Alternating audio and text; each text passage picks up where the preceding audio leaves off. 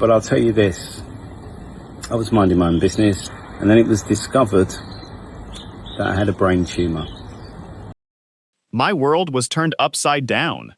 Those are the emotional words BBC, DJ, and presenter Trevor Nelson has shared with his fans after revealing that he was diagnosed with a brain tumor and had to undergo what he described as a very serious surgery. For weeks, fans had been wondering why the familiar BBC voice had suddenly disappeared from the airwaves. Trevor Nelson, one of Britain's best-known DJs and radio personalities, was last on air in June. At the time, he told listeners that he was taking a little break from his work commitments because of health issues.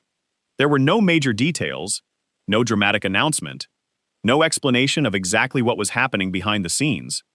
But now, Trevor has finally opened up, and his revelation has left many of his fans shocked.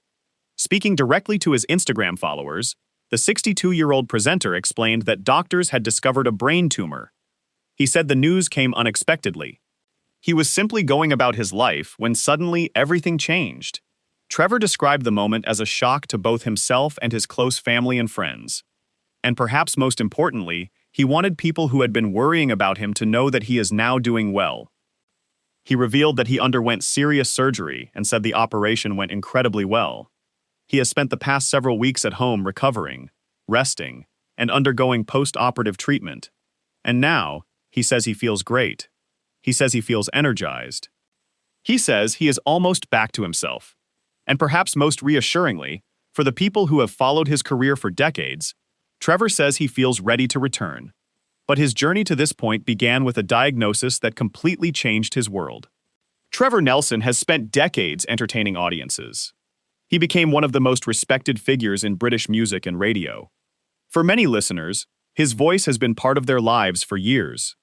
He has interviewed artists. He has introduced new music.